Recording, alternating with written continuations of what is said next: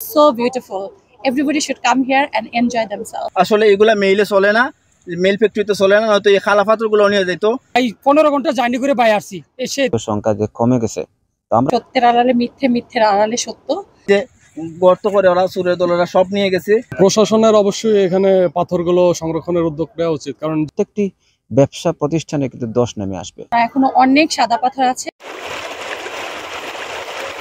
লুট হয়ে গেছে পাথর, নেই পর্যটকদের কোলাহল। সিলেটের সাদা পাথরে কোন শুনছান নীরবতা। পর্যটকরা যারা আসছেন হতাশ হয়ে ফিরে যাচ্ছেন।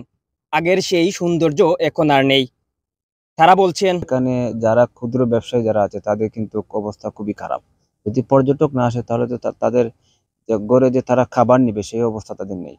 কিন্তু স্থানীয় যারা আছে তারা কিন্তু এই বিষয়ে আসলে তাদের মাথা ব্যথা আছে বলে আমার মনে হয় না। যদি থাকতো তাহলে তারা হয়তো স্থানীয় পর্যায়ে তারা একটু ভূমিকা নিত আরো আগ থেকে। আর যদি তারা ভূমিকা নিতে পারতো তাহলে এভাবে কিন্তু পাথর লুট হতো না এবং পর্যটকের সংখ্যা যে কমে গেছে।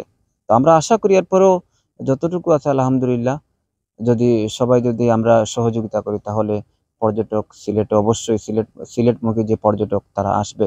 কারণ সিলেটে যদি পর্যটক না আসে তার সাথে কিন্তু পর্যটকের উপর করে মনে করেন অনেক ব্যবসা প্রতিষ্ঠান, হোটেল মোটেল রেস্তোরাঁ, কিন্তু লক্ষ লক্ষ শ্রমিক কিন্তু এটার সাথে জড়িত আছে। কারণ টুরিস্টরা যদি সিলেটে না আসে তাহলে প্রত্যেকটি ব্যবসা প্রতিষ্ঠানে কিন্তু দোষ নেমে আসবে।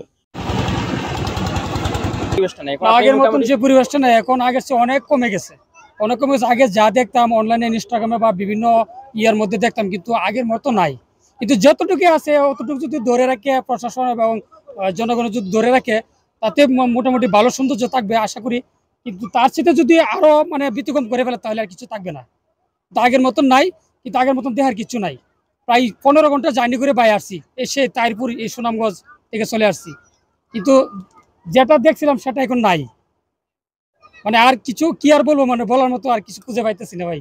এই প্রশাসনকে আমি দৃষ্টি আকর্ষণ করছি, তারা যেন ততটুকু ধরে রাখে। ভালোই লাগতেছে আইসা, পরিবেশ ঠিক আছে সবকিছু।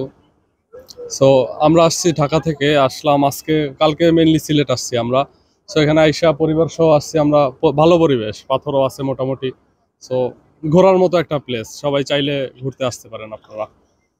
আমরা আসার সময় দেখছি, ওই পেজ দিয়ে আসার সময় দেখলাম যে ওদিকে পাথর নাই, মোটামুটি ভালো রকমের নাই, কিন্তু মেইন যে পয়েন্টটা এদিকে আছে পাথর ভালো মতোই। সো পর্যটকরা যারা আসবে তারা চাইলে আসতে পারে এখানে।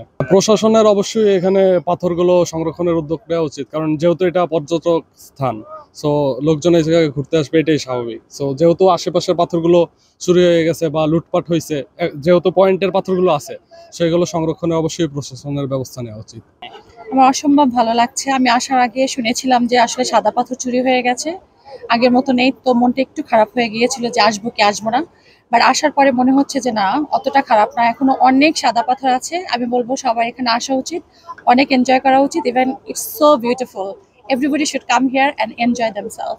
আমি বলবো যে আমরা আসলে সামাজিক যোগাযোগ মাধ্যমে অনেক কিছুই শুনি, সবকিছু আসলে 100% সত্যি হয় না। অনেক জিনিস আছে আসলে সত্যের আড়ালে মিথ্যে, মিথ্যের আড়ালে সত্য। সো আমি বলবো যে সবার এখানে আসা উচিত। ইভেন আমি বলবো যারা সরকারি কর্মকর্তা আছে, যারা এইসবের দায়িত্বে আছে, তাদের আরো নিষ্ঠার সাথে কাজ করা উচিত। ইভেন আমি বলবো যে আমরা চাইলে বাংলাদেশটাকে আরো সুন্দর করতে পারি, আরো বেটার করতে পারি। সো সব ডিপেন্ড করছে আমাদের উপরে। তো সবাই আসবেন, অনেক এনজয় করবেন। It's really beautiful.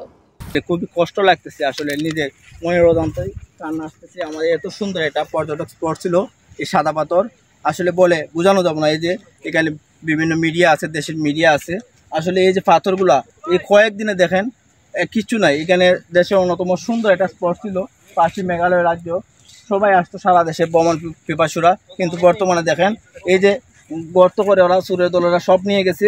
আমরা অবিলম্বে বাংলাদেশ সরকার এবং বাংলাদেশ প্রশাসনকে জানাবো যাতে আমাদের এই প্রাকৃতিক সম্পদ, আমাদের খনিজ সম্পদ এবং পর্যটন স্পট সাদা পাথরকে রক্ষায় আপনারা দ্রুত এগিয়ে আসুন। এই যে এখন আমরা কিছু খালা পাথর দেখতেছি, আসলে এগুলা মেইলে চলে না, মেইল ফ্যাক্টরিতে চলে না, নয়তো এই খালা পাথরগুলো নিয়ে যেত। যে অবস্থা দেখতেছি, যদি বাংলাদেশ সরকার এবং প্রশাসন এই দ্রুত পদক্ষেপ না নেয়, এই যে আমাদের সাদা পাথর পর্যটন স্পটটি রক্ষা করা যাবে না। ভবিষ্যতে হয়তো সাদা পাথর নামে কোনো কিছুর অস্তিত্বই থাকবে না। আমি বাংলাদেশ সরকার এবং বাংলাদেশ পর্যটন শিল্প প্রতি উদারত আহ্বান জানাবো যে দ্রুত জোরালো পদক্ষেপ গ্রহণ করে আমাদের সাদা পাথরকে আপনারা রক্ষা করুন। আসসালামু আলাইকুম। কোম্পানিগঞ্জের সাদা পাথরের ধ্বংসস্তূপে দাঁড়িয়ে এম কে তুহিন, আধুনিক কাগজ।